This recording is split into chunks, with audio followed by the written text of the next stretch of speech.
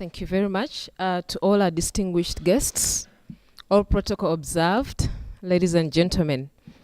I'm just going to be brief, talking about what happened in Africa, and the meeting took place in Lagos, in Nigeria.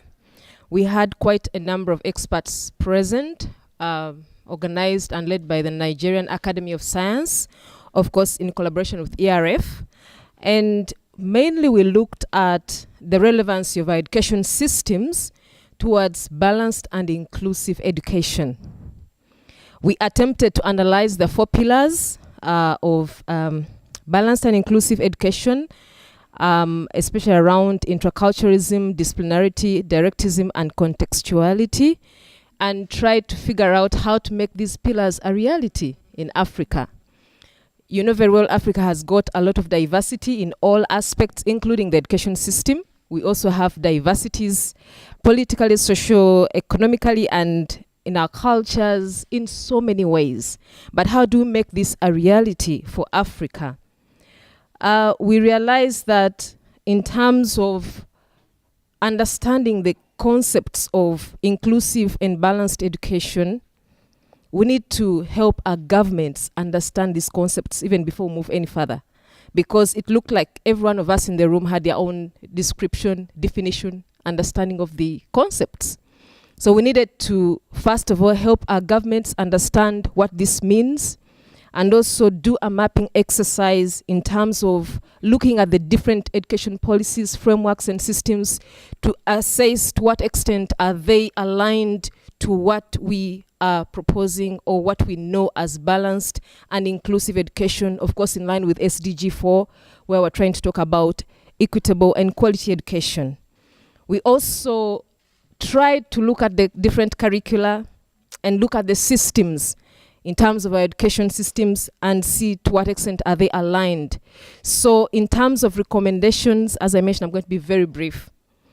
One of the key things was, first of all, to make sure that, one, we create awareness on balanced and inclusive education within the African context, conduct a mapping on the policy frameworks, on the existing education policies and programs and initiatives to ascertain the extent to which they align to balanced and inclusive education, and then help our governments understand the key concepts on balanced and inclusive education, especially around the 4 pillars, and how to make these pillars a reality for both formal and non-formal education.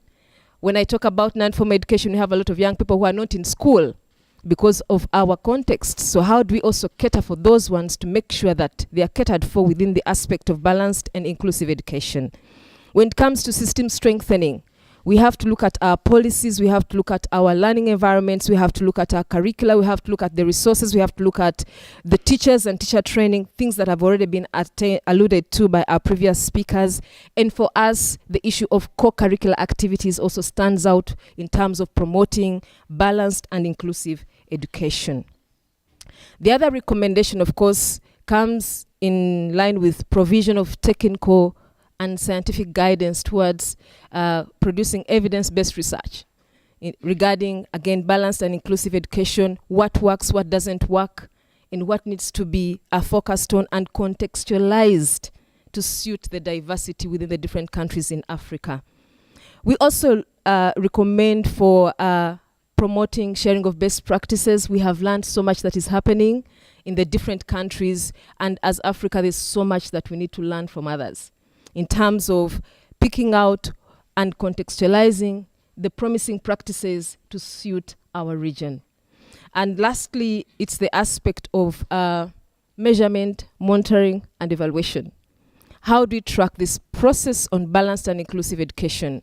We lack, I don't want to put it like that, but we don't have the best tools because these are new concepts, and so we are looking forward to support regarding the tools for measurement, regarding, I don't know, I don't want to call them like checklists, I don't want to call them, but you understand what we can use in terms of measuring the outcomes and making sure that at the end of 5 years, we can tell a story that this is how far we have progressed in terms of promoting and making sure that we have inculcated and integrated balanced and inclusive education in all our spheres of life in Africa. Thank you very much.